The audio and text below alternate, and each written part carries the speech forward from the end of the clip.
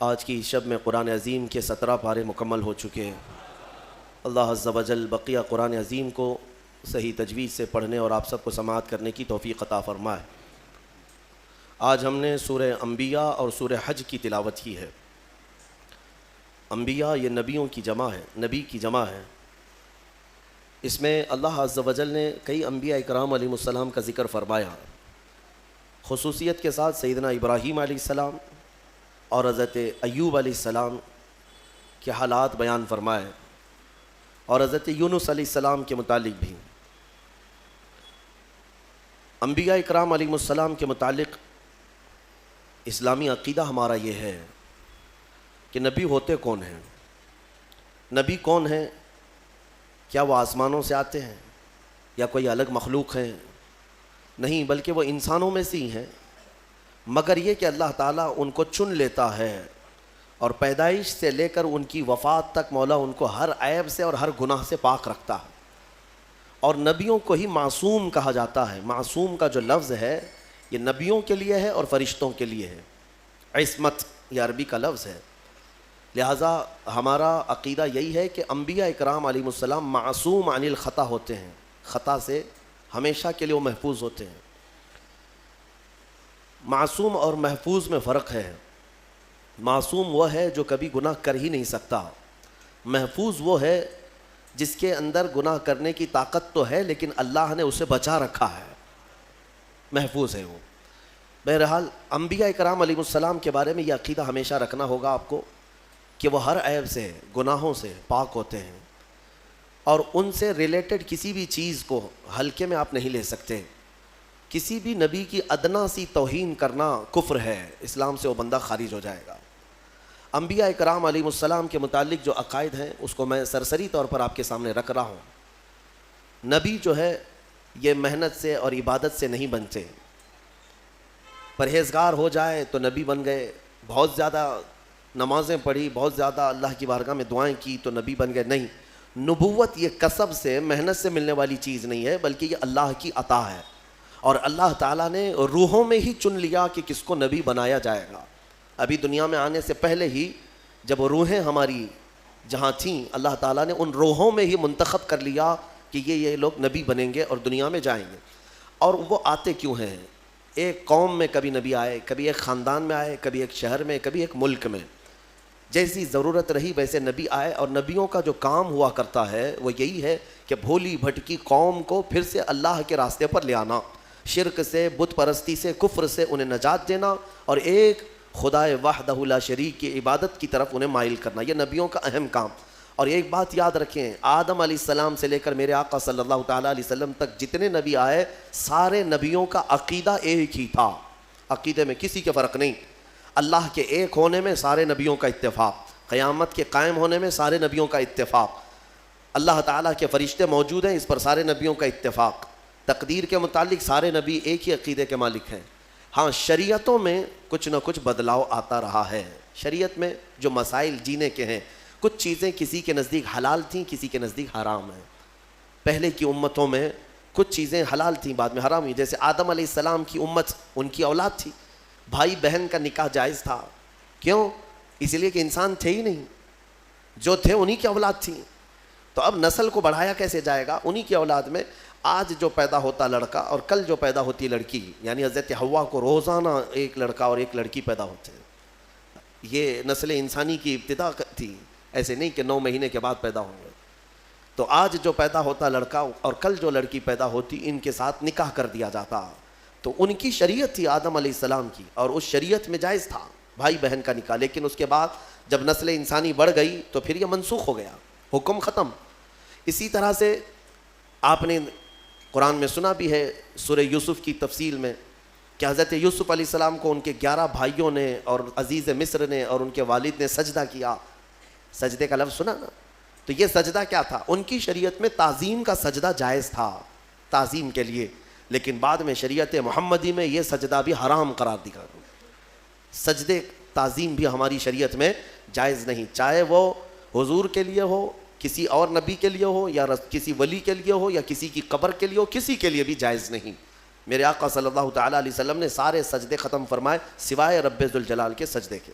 اللہ کا سجدہ بس، اس کے علاوہ کسی کے لیے سجدہ جائز نہیں۔ انبیاء اکرام کی شریعتوں میں بدلاؤ ہوتا رہا، کتابیں بدلتی رہیں، لیکن عقیدہ سب کا ایک ہی تھا۔ آدم علیہ السلام سے لے کر آج تک جو عقیدہ ہمارا ہے، یہ عقیدہ سب کا متفق ہے، ایک ہی ہے۔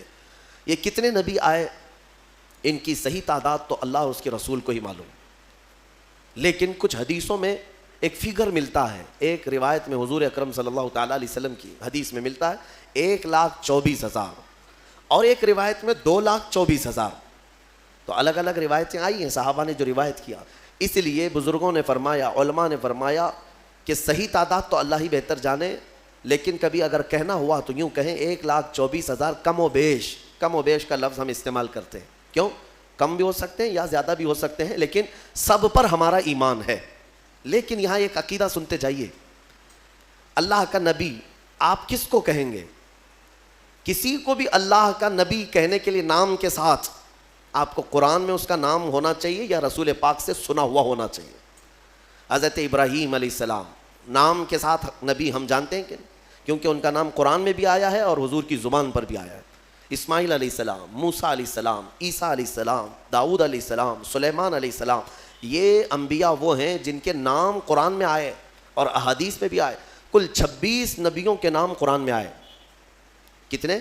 26 نبیوں کے نام قرآن پاک میں آئے، اور کچھ ان کے علاوہ احادیث میں نام آئے ہیں۔ احادیث میں نام آئے ہیں، کل ملا کر کے 40 نام ہوں گے۔ اگر 40 نام ہیں تو باقی 1,24,000 کہاں ہیں؟ تو ان کے بارے میں آپ کو من جملہ عقیدہ رکھنا ہوگا۔ اتنے آئے تھے لیکن ہر ایک کا نام ہمیں معلوم نہیں۔ جتنے نام حضور نے بتائے اتنے ناموں کے ساتھ ہمیں نبی ماننا فرض ہے۔ اب یہاں پر وہی بات آ جاتی ہے، بعض لوگ یہ کہتے ہیں کہ کسی کی تعلیمات اچھی دیکھ کر کے شاید وہ بھی نبی ہو سکتے ہیں، گوتم بدھ بھی نبی ہو سکتا ہے۔ رام کرشن کے بارے میں بھی کچھ لوگوں نے کلام کر دیا۔ ہاں، یہ میں ان لوگوں کی بات نہیں کر رہا ہوں جو رام کرشن کے بھکت ہیں، بلکہ میں بعض مسلمان اسکالر کہے جانے والوں کی بات کر رہا ہوں۔ ہاں، ان لوگوں کو تحقیق کا بڑا شوق ہے تو تحقیق میں کچھ بھی لٹ مار دیں گے۔ کیوں میاں گوتم بدھ نبی ہیں، نبی ہو سکتے ہیں؟ یہ کچھ لوگوں نے یہ شوشہ چھوڑا۔ دلیل میں یہ کہتے ہیں ان کی تعلیمات بھی جو ہیں وہ دوسرے نبیوں کی تعلیمات سے ملتی جلتی ہیں۔ اخلاق کی تعلیم ہے، اچھائی کی تعلیم ہے، تصوف کے جتنے بھی مراحل ہیں وہ ان کی تعلیمات میں بھی ملتے ہیں۔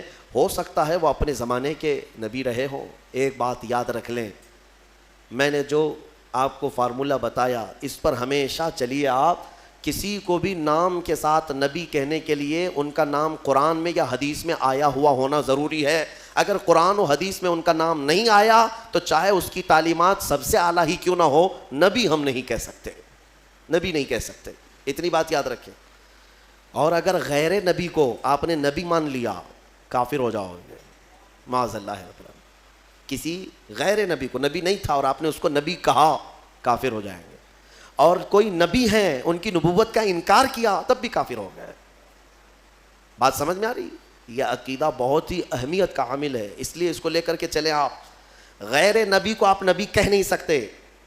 اب یہ انبیاء کرام علیہ السلام اللہ تعالیٰ کے محبوب اور مقبول بندے، اللہ تعالیٰ براہ راست ان پر وحی فرماتا ہے، پیغامات بھیجتا ہے۔ مخلوق کو اللہ تعالیٰ ڈائریکٹ بات نہیں کرتا۔ تمام بندوں سے اللہ تعالیٰ وما کان اللہ تبارک و تعالیٰ فرماتا ہے کہ اللہ تبارک و تعالیٰ کسی بشر سے بات نہیں کرتا مگر یہ کہ کسی نبی کے ذریعے سے، وحی کے ذریعے سے۔ انبیاء اکرام علیہ السلام ذریعہ ہیں بندوں اور رب تعالیٰ کے بیچ میں۔ جو احکام اللہ کے پہنچانے ہوتے ہیں وہ بندوں کے ذریعے سے، نبیوں کے ذریعے سے پہنچائے جاتے ہیں۔ اب آپ توجہ چاہتا ہوں، 1,24,000 کم و بیش جتنے بھی نبی آئے کہاں سے شروع ہوئے کہاں پہ ختم ہوئے یہ بھی ماننا ضروری ہے آپ کو۔ اسلامی عقیدہ، سب سے پہلے نبی آدم علیہ السلام اور سب سے آخری نبی محمد صلی اللہ علیہ وسلم، یہ دونوں چیزیں بھی ماننا آپ کو ضروری ہے۔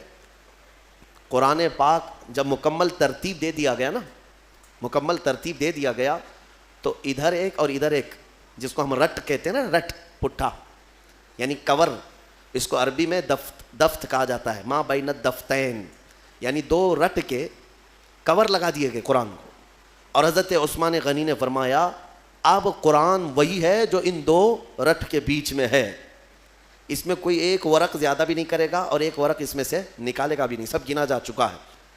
اور اگر یہ رٹ ہٹ گیا یعنی یہ کور ہٹ گیا تو کوئی بھی اس میں اضافہ کرے گا یا کم کرے گا. میں یہ مثال اس لیے دے رہا ہوں، آدم علیہ السلام ابتدائے انبیاء اکرام میں پہلے نبی ہیں اور محمد صلی اللہ تعالیٰ علیہ وسلم آخری نبی ہیں. یہ دونوں اول و آخر کا ماننا بہت ضروری ہے. ان میں ایک نبی کو بھی ہٹایا تو بہت سارے ظالم دوسروں کو لا کر اندر داخل کریں گے. وہ بھی نبی ہیں، یہ بھی نبی ہیں. اور اسی لیے انبیاء اکرام میں ایمان کی جب بات آتی ہے تو خاص طور پر ہم یہ ذکر کرتے ہیں سارے نبیوں کو ماننا ہمارے لیے ضروری ہے، سارے نبیوں پر ایمان ہے، لیکن محمد صلی اللہ تعالیٰ علیہ وسلم کے بارے میں کچھ عقیدے الگ ہیں، خاص ہیں. وہ یہ ہے کہ وہ نبی بھی ہیں، رسول بھی ہیں، افضل الرسول بھی ہیں، سید الانبیاء بھی ہیں. یہ سب ماننا ہر مومن کے لیے ضروری ہے. وہ امام الانبیاء بھی ہیں، امام الاولین امام الآخرین بھی ہیں. اور سب سے مضبوط چیز یہ ماننا ضروری ہے کہ میرے محمد صلی اللہ علیہ وسلم خاتم النبیین ہیں. اب ان کے بعد کوئی نبی نہیں آ سکتا. اگر کسی نے نبوت کا دعویٰ کیا میرے آقا کے بعد، حدیث میں اس کو دجال کہا گیا ہے. وہ دجال ہے. دجال کسے کہتے ہیں؟ سب سے بڑا جھوٹا. وہ جو بڑا دجال آئے گا وہ بعد میں آئے گا، لیکن جو نبوت کا دعویٰ کرتے ہیں وہ بھی دجال ہے. حضور کی ایک حدیث میں میرے آقا نے فرمایا میرے بعد تم دیکھو کہ قریب 30 دجال آئیں گے اور سب نبوت کا دعویٰ کریں گے. حضور کے انتقال کے وفات کے فوراً بعد ہی 2 دجال ظاہر ہو گئے تھے، مسیلمہ کذاب اور اسود عنسی. یہ دونوں نے نبوت کا دعویٰ اسی زمانے میں کر دیا تھا اور دونوں مارے گئے ہیں، مسیلمہ کذاب اور اسود عنسی. حضرت خالد بن ولید کے لشکر میں یہ دونوں مارے گئے ہیں. ان دونوں جھوٹوں کو قتل کر دیا گیا اور بہت سارے دنیا میں ایسے آئے اور مارے گئے. اس کے بعد یہ ایک ہمارے لیے سوئے قسمت ہے کہ ہندوستان میں بھی یہ داغ آیا. قادیان پنجاب کا ایک علاقہ ہے، وہاں ایک کانا شخص پیدا ہوا جس کا نام غلام احمد تھا. انگریزوں نے اسے پالا تھا اور بڑا کر کے اس کو تعلیم دے دے کر کے پھر اس سے نبوت کا دعویٰ بھی کروایا. قادیانیت ایک پورا کا پورا آج ایک فرقہ ہے، ایک پورا دین پھیلا دیا. مرزا غلام احمد قادیانی، اس نے نبوت کا دعویٰ کیا. یہ 100 سال پہلے کی بات کر رہا ہوں. وہاں وہ انگلش نبی بن کر کے آیا تھا اور لوگوں میں اپنے نبی ہونے کا بلکہ عیسیٰ علیہ السلام سے افضل ہونے کا بھی دعویٰ کرتا تھا. اور بھینگا تھا، کانا تھا، ایک آنکھ سے کمزور تھا. عیسیٰ علیہ السلام کے بارے میں تو ہے کہ وہ مادر ذات اندھوں کو شفا دیا کرتے تھے. اور یہ غلام احمد خود ہی کانا تھا، اپنی آنکھ درست نہیں کر سکا اور کہتا ہے میں عیسیٰ سے افضل ہوں، عیسیٰ علیہ السلام سے افضل. اس کے بھی کچھ ماننے والے ہو گئے. آج انہوں نے نام الگ رکھ لیا ہے، احمدی جماعت. قادیانی کہیں گے تو جلدی پہچان لیں گے سارے لوگ. تو جماعت احمدیہ، احمدی جماعت، اور یہ کہتے ہیں ٹرو اسلام، سچا اسلام یہی ہے. ان خبیثوں نے انٹرنیٹ پر ایسی بھرمار رکھی ہے کہ جب بھی کوئی اسلام سرچ کرنے پر جاتا ہے بھولا بھالا نوجوان تو سب سے پہلے ان کی ویب سائٹ اتر جاتی ہیں. اسلام کے نام پر انہوں نے جال پھیلا رکھا ہے، اتنی روایتیں گڑ گڑ کر کے نئی نئی باتیں بنا کر رکھا ہے. اسی لیے میں نوجوانوں سے کہتا ہوں ہمیشہ کہ سارا دین انٹرنیٹ سے مت سیکھو. ہاں کچھ معلومات ضرور اس میں ہو جائیں گی، لیکن کراس ویریفیکیشن کے لیے ضرور علماء سے رابطہ کیا کریں کہ یہ صحیح بھی ہے یا نہیں ہے. ورنہ ہم نے دیکھا ہے کہ گوگل والے بہت سارے چھوٹے چھوٹے راستوں میں پھنس جاتے ہیں. گوگل میپ پہ چلنے والے پھنستے ہیں تو پھر یہ دین کا راستہ ہے، پتہ نہیں اس میں کہاں کہاں پھنسا دیا جائے گا. تو یہ غلام احمد قادیانی، اس نے جھوٹی نبوت کا دعویٰ کیا اور اس نے یہ بھی دعویٰ کیا کہ میرے پاس فرشتے بھی آتے ہیں، انگلش میں وہی لے کے آتے ہیں، انگلش میں وہی لے کر کے آتے ہیں. اور اس نے کتابیں بھی لکھ دیں، 17-18 کتابیں لکھی اور سب میں الگ الگ تعلیمات بھر دیا. جیسے حضور پاک صلی اللہ تعالیٰ علیہ وسلم کی حدیثیں ہیں اس کو چرا چرا کر کے الگ الگ مضمون کی کتابیں لکھ دیا. آپ کو میں ایک بات بتا دوں، اس نے خود اپنے ہاتھوں سے کتاب لکھا ہے. جبکہ 1,24,000 کم و بیش جتنے نبی آئے، ان نبیوں کے بارے میں ایک روایت متفقہ ہے کہ کسی بھی نبی نے اپنے ہاتھ سے کوئی وحی نہیں لکھی. اسی لیے تو میرے آقا صلی اللہ علیہ وسلم نے بھی نہیں لکھا. اور اس بات کو لے کر کچھ جاہل یہ سمجھتے ہیں کہ حضور کو لکھنا نہیں آتا تھا. ارے نبیوں کی شان ہے وہ لکھتے نہیں تھے. کیوں؟ اس لیے کہ نبی کا حافظہ ایسا ہوتا ہے کہ اسے لکھنے کی ضرورت ہی نہیں ہوتی، ضرورت نہیں. ہاں لیکن لکھوایا جاتا تھا. حضور نے لکھوایا ہے صحابہ سے، اور یہ مردود تو خود ہی لکھتا تھا، ساری کتابیں خود ہی لکھا، اور پھر بعد میں مارا بھی گیا، ختم بھی ہو گیا۔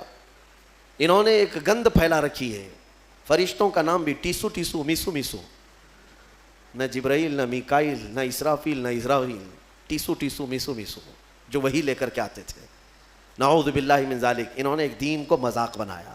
اس طرح کے اور بھی جھوٹے نکلیں گے، نبوت کا دعویٰ کریں گے تو فوراً پہچان لینا کہ یہ ہمارے زمانے کا دجال ہے۔ دجال کہتے ہیں سب سے زیادہ جھوٹ بولنے والا، سب سے زیادہ جھوٹ بولنے والا، اس کو کیا کہتے ہیں عربی میں؟ دجال۔ اور دنیا کا سب سے بڑا جھوٹ کہ حضور کے بعد کوئی نبی پیدا ہوگا، یہ دنیا کا سب سے بڑا جھوٹ ہے، اور جس نے کہا وہ دجال ہے۔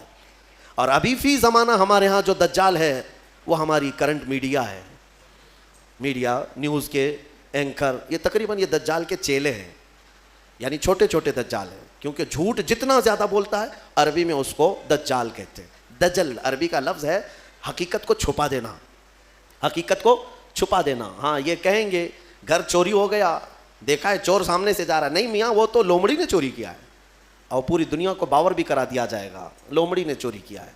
یہ جو دجل ہے اس کو دجال کہتے ہیں، یہ جھوٹ۔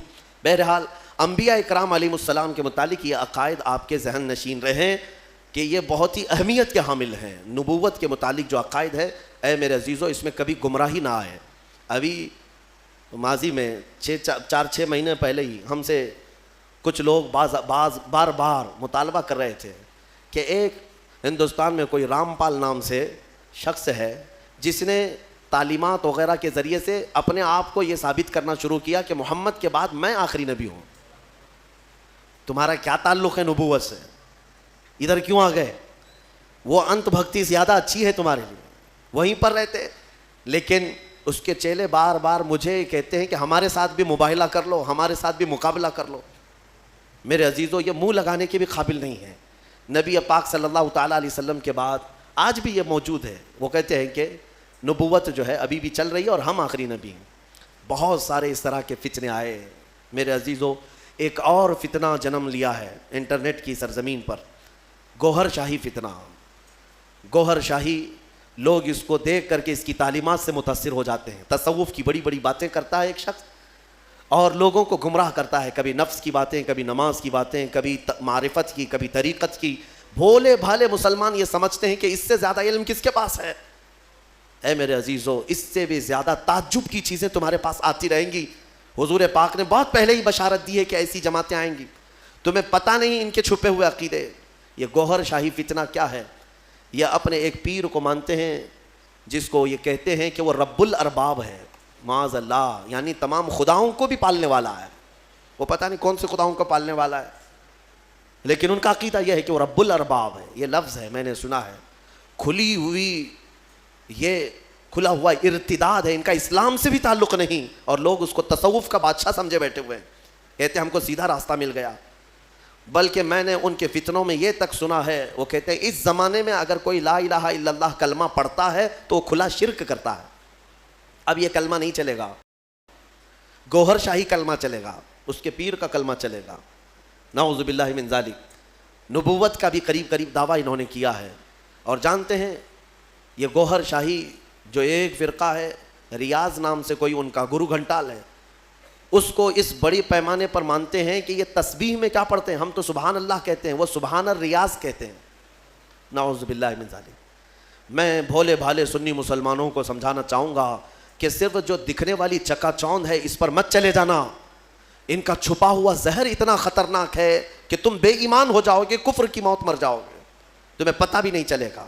ہو سکتا ہے 90 باتیں ان کی اچھی لگتی ہوں، تصوف کی، طریقت کی، معرفت کی، لوگوں کو کا دل موہ لیتی ہیں باتیں، انسان کے اندر کی حقیقت بتا رہا ہے، انسان کے عروج و ارتقاء کی منزلیں بتا رہا ہے، انسان کے برزخی زندگی بتا رہا ہے، تو لوگوں کو نیا پن اچھا لگتا ہے، اٹریکٹ ہوتے ادھر چلے جاتے ہیں، لیکن تمہیں پتہ نہیں اس اٹریکشن میں آپ کب کے دین کھو بیٹھتے ہو، ایمان چلا جاتا ہے۔ جو شخص دنیا میں اپنے پیر کو یہ عقیدہ رکھتا ہو کہ یہ رب الارباب ہے، یعنی رب کو بھی پالنے والا ہے معاذ اللہ، اور یہ عقیدہ رکھتا ہو کہ تسبیح اسی کی پڑھی جائے گی اور یہ عقیدہ رکھتا ہو کہ کلمہ اس زمانے میں لا الہ الا اللہ پڑھنا کھلا شرک ہے، نعوذ باللہ، پھر اس کا دین اسلام سے کیا تعلق ہے؟ یہ یہودیوں کے پالے ہوئے وہ لوگ ہیں جو اسلام کو پڑھتے ہیں اور اسلامی لباس پہن کر کے ہماری جماعتوں میں آتے ہیں۔ لہٰذا میں سب کو الرٹ کرنا چاہوں گا، اس فتنے سے اپنے آپ کو بچاؤ۔ میں بہت دور دور جا کر کے دیکھا، چھوٹے چھوٹے علاقوں میں صرف انٹرنیٹ کو دیکھ کر کے لوگ اس کے مرید ہو گئے، اس کے گرویدہ ہو گئے، اس کے پیچھے ہو گئے۔ کسی وقت انشاءاللہ العزیز میں پورا آپریشن کروں گا اس کا، اس لیے کہ میں بہکتے ہوئے کئی لوگوں کو دیکھا ہے۔ بہرحال آج سورہ انبیاء کی ہم نے تلاوت کی، مختصراً میں عرض کروں حضرت سیدنا ابراہیم علی نبینا علیہ الصلاۃ والتسلیم کا ذکر یہاں پر ہے، وہ جو آپ کے بچپن میں واقعہ پیش آیا کہ آپ تنہا اپنی آبادی میں تھے جو اللہ کی عبادت کرتے تھے، باقی سب کے سب وہاں پر بتوں کی پرستش والے، کچھ ستارہ پرست تھے، کچھ سورج کے پوجا والے تھے۔ ان سارے مشرکین کے بیچ میں تنہا ابراہیم علیہ السلام ہیں جو اللہ رب العزت کی عبادت کرتے اور لوگوں کو بلاتے بھی تھے کہ اس دین کی طرف آؤ۔ سگے چچا کو بلایا، آزر جو مشرک رہا، حضرت ابراہیم علیہ السلام کی دعوت پر وہ نہیں آتے۔ بتوں کا تو ایک بہت بڑا میلہ لگتا تھا، اتنے بڑے وہاں پر تراشے ہوئے ان کے اپنے خدا تھے جن کے پاس منتیں مانگی جاتی، اعتکاف کرتے، نظر و نیاز کرتے، اس زمانے کے جیسے طریقے تھے ان کے۔ ایک مرتبہ ایسا ہوا کہ وہ لوگ پورے کے پورے گاؤں کے باہر میلے میں گئے تھے اور گاؤں میں کوئی نہیں تھا، ابراہیم علیہ السلام اکیلے آئے یہ جھوٹے خداؤں کے پاس، کلہاڑی اپنے ہاتھ میں لے کر ایک ایک کو مارتے اور گراتے چلے گئے، سب کو توڑتے چلے گئے اور ان سے کہتے بھی تھے کہ میں مار رہا ہوں، بچا لو اپنے آپ کو۔ کون بچا تھا؟ وہ اپنے جسم سے مکھی نہیں ہٹا سکتے۔ پھر اس کے بعد سارے لوگوں کو زمین بوس کر کے بڑے بت کے گلے میں کلہاڑی لٹکا دیا، جو سب سے بڑا تھا اس کے گلے میں کلہاڑی لٹکایا اور واپس چلے آئے۔ شام کو جب لوگ آئے گاؤں والے، اپنے خداؤں کا یہ حشر دیکھا تو آگ بگولا ہو گئے۔ یہ سب ایسی درگت کس نے بنائی ان کی؟ قرآن میں اللہ تعالیٰ فرماتا ہے قالوا من فعل هذا بآلهتنا، سب کہنے لگے کہ کس نے کیا ہمارے خداؤں کے ساتھ ایسے؟ پھر سب آپس میں بات کرنے لگے، قالوا سمعنا فتى يذكرهم يقال له ابراہیم، ہم نے سنا ہے کہ ایک نوجوان رہتا ہے جس کا نام ابراہیم ہے، اسی نے کیا ہوگا، وہ اکیلا نہیں آیا تھا ہمارے ساتھ۔ تو لوگوں نے کہا بلاؤ اس کو۔ بادشاہ وقت کے سامنے بلایا گیا اور پوچھا گیا اَأَنْتَ فَعَلْتَ هَذَا بِآلِهَتِنَا یا ابراہیم، اے ابراہیم ہمارے خداؤں کے ساتھ تو نے ایسا کیا ہے؟ یہ سب ایسی درگت ان کی تو نے بنائی، سب ٹکڑے ٹکڑے نیچے گرے ہوئے ہیں۔ قَالَ بَلْ فَعَلَهُ كَبِيرُهُمْ، ابراہیم علیہ السلام نے کہا نہیں، ان کے بڑے نے کیا ہے، ان کے ساتھ ان کے بڑے نے کیا ہے۔ بڑا بہت موجود تھا نا، بڑا جس کی کلہاڑی گلے میں لٹک رہی تھی، تو لوگ حیرت میں رہ گئے کہ ایک بڑے نے چھوٹوں کو سب کو کیسے مار دیا۔ ابراہیم علیہ السلام نے ذو معنی بات کی تھی، یعنی جس کو دو معنی والی بات کہا جاتا ہے۔ وہ تو جاہل سمجھ رہے تھے کہ ابراہیم نے کہا ہمارے بڑے خدا نے سب ایسا کیا، جبکہ ابراہیم علیہ السلام کی نیت یہ تھی کہ ان کا بڑا تو میں ہی ہوں، ان کا بڑا میں ہی ہوں، ان کے بڑے نے کیا ہے، آپ سچ ہی بول رہے تھے۔ لوگوں نے کہا ان کا بڑا ایسا کیسے کر سکتا ہے، ایسے کیسے کر سکتا ہے؟ تو آپ نے کہا باقی تو سب مرے ہیں، ایک تو کھڑا ہے، اس سے پوچھو کس نے کیا، ایک تو ابھی باقی ہے نا، اسی سے پوچھو باقی سب کے ساتھ ایسے کس نے کیا۔ تو سب غصے میں لال پیلے ہو گئے، کہا کہ تم ہمارے خداؤں کے بارے میں ایسی ایسی باتیں کرتے ہو۔ تو ابراہیم علیہ السلام نے کیا جملہ کہا کہ اف لکم ولما تعبدون من دون اللہ افلا تعقلون، لعنت ہے تم لوگوں پر، اللہ کے سوا دوسروں کی عبادت کرتے ہو، ایسوں کی جو نہ اپنے آپ کو بچا پا رہے ہیں، نہ کسی کو نفع دے سکتے ہیں، نہ نقصان دے سکتے ہیں، ایسوں کی عبادت کرتے ہو۔ اب ظاہر سی بات ہے حق بات کڑوی ہوتی ہے، کڑوی لگتی ہے، ہوتی نہیں ہے، لگتی ہے کچھ لوگوں کو جن کو قبول نہ کرنا ہو۔ اور غصے میں ان لوگوں نے ابراہیم علیہ السلام کے خلاف ایک محاذ چھیڑ دیا، حکم ہوا کہ ایک آگ لگائی جائے اور انہیں جلایا جائے۔ یہ سن نہیں پاتے ہیں، حالانکہ جو حقیقت ہے وہ بتاؤ تو لال پیلے ہو جائیں گے، غصے میں آ جائیں گے۔ یہ برسوں سے چلا آ رہا ہے، برسوں سے ایسا ہے۔ ابراہیم علیہ السلام کو آگ میں ڈالنے کے لیے انہوں نے جو آگ لگائی، تفسیر میں اس کے لیے فرمایا گیا 1 مہینے تک جلاتے رہے، 1 مہینے تک سارے لوگ لکڑیاں جمع کیے، جنگل کاٹ کاٹ کر کے انہوں نے لکڑیوں کا اوٹ لگا دیا۔ آگ جب بھڑکائی گئی، اندازہ تو کیجئے ایک ابراہیم علیہ السلام کو ڈالنا تھا، تو اتنی آگ کی کیا ضرورت ہے، اتنی آگ کی کیا ضرورت ہے؟ یہ مشرکین کی فطرت ہے کہ انتقام جب لینے کی بات آتی ہے تو یہ بھڑک جاتے ہیں اور بہت ہی زیادہ بڑے پیمانے پر نقصان پہنچانے کے پلان بناتے ہیں، پہلے کی سے بھی عادت رہی ہے۔ اتنی بڑی آگ لگائی، یہاں تک کہ اوپر سے اگر کوئی پرندہ بھی جاتا تو جل جاتا، اس آگ کی گرمی اتنی تھی۔ اور سب سے پہلے ان لوگوں نے منجنیق بنائی، منجنیق جس میں پتھر رکھ کر کے جو توپ ہوتا ہے نا، توپ جس طرح اڑاتے ہیں، وہ ابراہیم علیہ السلام کے لیے بنائی گئی سب سے پہلے، کیونکہ قریب میں جا کر کے ڈالے گا کون آگ میں، جو قریب جاتا وہ بھی جل جاتا۔ کافی دور 1 میل تک اس کی گرمی آ رہی تھی، منجنیق میں ابراہیم علیہ السلام کو رکھ کر کے اڑایا گیا تاکہ آگ میں وہ اچھل کر کے جائیں، قریب تک تو کوئی جا نہیں سکتا تھا۔ انہوں نے منجنیق میں رکھ کر کے ابراہیم علیہ السلام کو اڑایا۔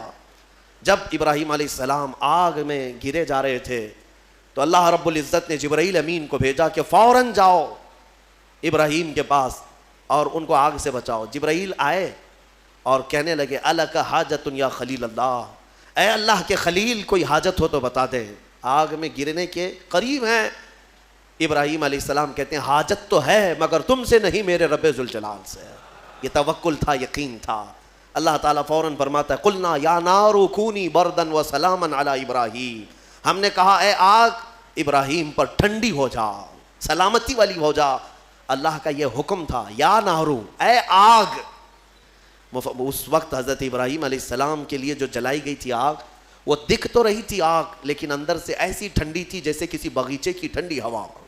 ابراہیم علیہ السلام اس میں کئی دنوں تک رہے اور آپ کے جسم تو دور کی بات، آپ کے کپڑے کا رواں تک نہیں جلا۔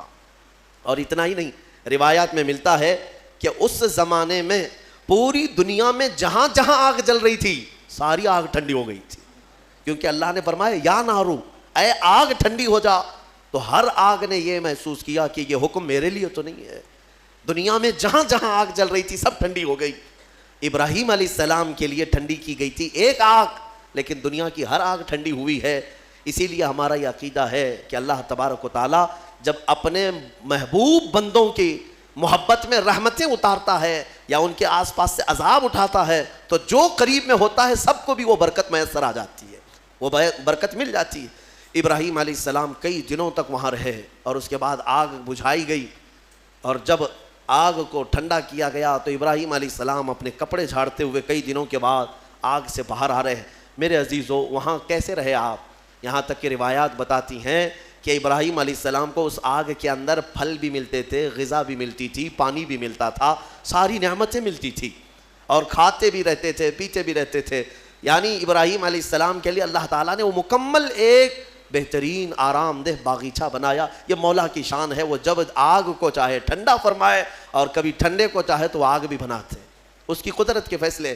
ابراہیم علیہ السلام جب باہر آئے تو جانتے ہیں وہاں پر موجود لوگ جنہوں نے دیکھا وہ ابراہیم علیہ السلام پر ایمان لے آئے۔ اب ابراہیم علیہ السلام کے اس معجزے کے بعد گاؤں والے اور پریشان ہو گئے، جس کو ہم ہمیشہ کے لیے ختم کرنا چاہ رہے تھے، اب تو یہ آگ سے باہر آنے کے بعد ہمارا آدھا گاؤں اپنے دین میں لے لیا ہے۔ اور ابراہیم علیہ السلام کے پیروکار اور بڑھ گئے۔ پھر وہاں سے ہجرت کر کے آپ کو بابل، یہ شہر عراق کا ہے، بابل، آج بھی وہ عراق کا شہر موجود ہے، بابل، انگلش میں اس کو بیبیلون کہتے ہیں، دنیا کی سب سے پرانی آبادی جہاں ہے۔ یہاں سے ہجرت کر کے پھر ابراہیم علیہ السلام فلسطین آئے جو مصر کا حصہ تھا۔ عزیزان گرامی، اس میں 2 باتیں یہاں پر نقل کی جاتی ہیں۔ ایک بات تو یہ ہے کہ سارے لوگ جو وہاں پر ابراہیم علیہ السلام کو آگ لگانے میں مصروف تھے وہ کیا ہوئے؟ آگ جب بجھی ایک ہی دن کے اندر اللہ نے اس قوم پر ایسا عذاب نازل کیا کہ ان کے جسم زندگی میں ہی سڑ گئے، ایسے کہ ان کی انگلی لگاؤ تو گوشت نکل جائے، گلن ہو گئی، سڑن ہو گئی۔ ایک شام تک پوری آبادی سڑ گئی اور گل گئی، سب کے سب ہلاک و برباد ہوئے۔ جنہوں نے اللہ کے نبی کو آگ میں ڈالا تھا ان کا برا انجام، وہ عذاب میں گرفتار ہوئے۔ ہاں، ایک بات یہ بھی میں بتا دوں کہ جن لوگوں نے ابراہیم علیہ السلام کی حمایت کی تھی اللہ نے ان کو اپنی محبت سے بھی نوازا اور عنایتوں سے بھی نوازا۔ روایت میں 2 جانوروں کا بھی ذکر آتا ہے، 2 جانوروں کا، ایک مینڈک کا اور ایک گرگٹ کا، اور چھپکلی کا بھی ہے کہ گرگٹ نے یہ پھونک پھونک کر کے آگ کو بڑھانے کی کوشش کی اور مینڈک نے تھوک تھوک کر کے پانی آگ کو بجھانے کی کوشش کی کہ اللہ کے نبی ہیں۔ یہ آپ اندازہ کریں، گرگٹ کے پھونکنے سے نہ آگ بڑھنے والی ہے، مینڈک کے تھوکنے سے نہ آگ بجھنے والی، لیکن دونوں نے اپنے اپنے کاموں سے اپنی قسمت بنا لی۔ گرگٹ کی ہمیشہ یہ قسمت بن گئی کہ میرے آقا صلی اللہ علیہ وسلم نے فرمایا یہ گستاخ نبی ہے جہاں اسے پاؤ مار ڈالو، اور ایک مار میں مارو تو زیادہ ثواب ہے اس کو۔ اور مینڈک کے بارے میں فرمایا خبردار اس کو کہیں دیکھو تو مارو مت، اس لیے کہ یہ اللہ کے نبی کی حمایتی ہے۔ اللہ کے نبی کے لیے یہ دعا کر رہی تھی، تھوک کر کے آگ بجھانے کی کوشش کر رہی تھی۔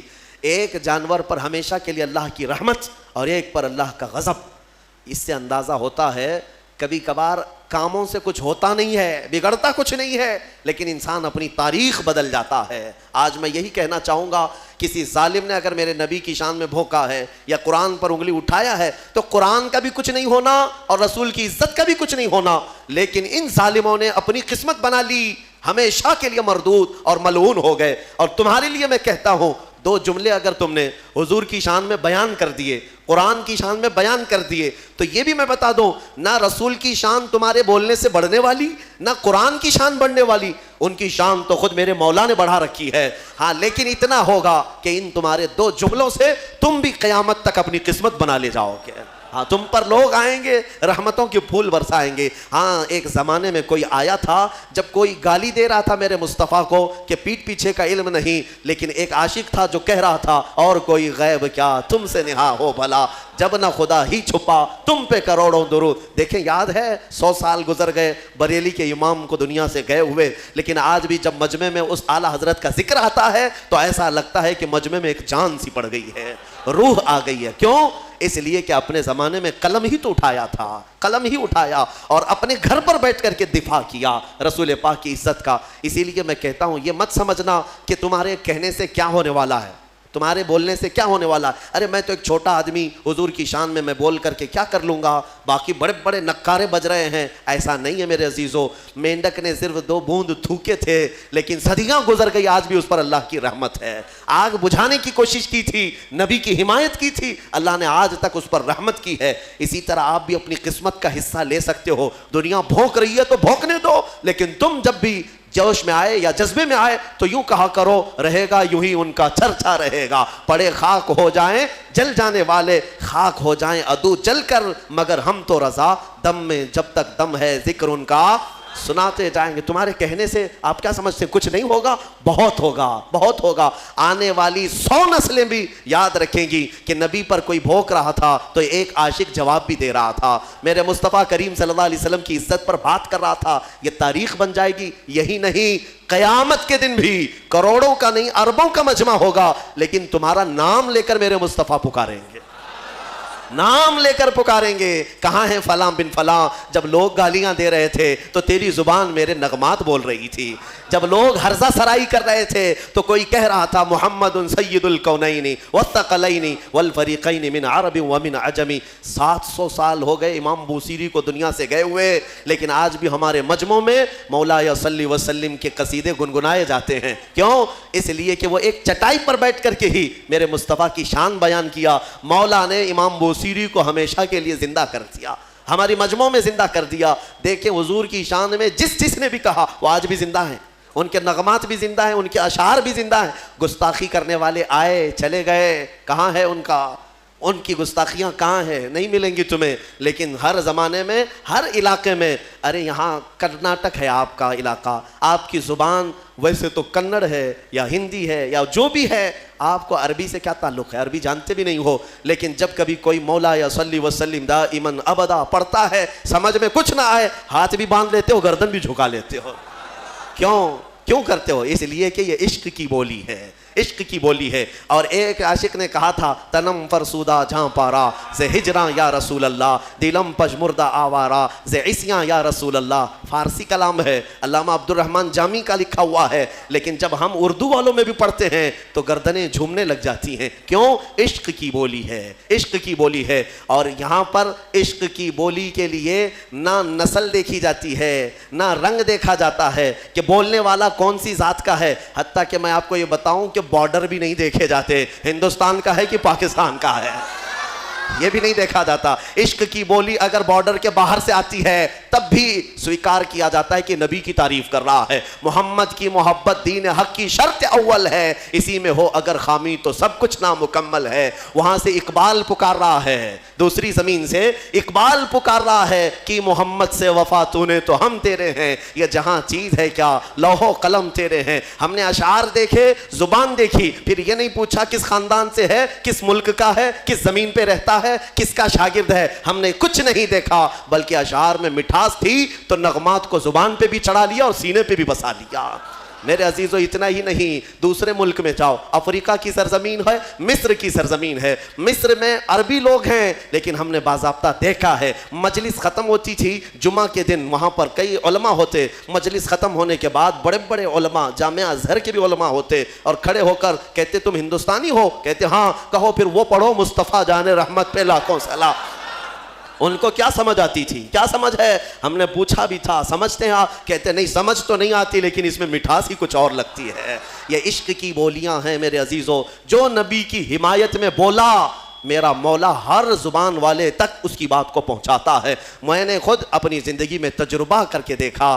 ہم نے آج سے 1 سال پہلے رمضان المبارک میں ہی ایک پاکھنڈی کو للکار کر کے کہا تھا, ہمارے سامنے مشکل سے 50-60 لوگ رہے ہوں گے, 50-60 لوگ رہے ہوں گے. ہمارا یہ جذبہ تھا, ہمارا یہ درد تھا کہ نبی کی حمایت میں یہاں بیٹھ کر پکاروں گا. لیکن بعد میں مہینے بھر بعد پتہ چلتا ہے کہ نیوزی لینڈ والوں نے بھی سنا ہے, امریکہ والوں نے بھی سنا ہے, آسٹریلیا والوں نے بھی سنا ہے, افریقہ والوں نے بھی سنا ہے, ہر خطے والوں نے سنا ہے. ہر جگہ سے فون آئے, ہر جگہ سے لوگوں نے مجھے سراہا, تعریفیں کی اور داد دیا, دعائیں کی. میں یہ سوچنے پر مجبور ہوا ہبلی کی ایک چھوٹی سی مسجد میں بیٹھ کر اگر میرے مصطفیٰ کی شان بیان کرے تو نہ یہ انٹرنیٹ کا کمال ہے, نہ یہ فیس بک کا کمال ہے, بلکہ مولا رب العزت جب اپنے نبی کی حمایت میں اٹھنے والی آواز ہوتی ہے تو پھر ہر خطے کی زبان تک پہنچاتا ہے.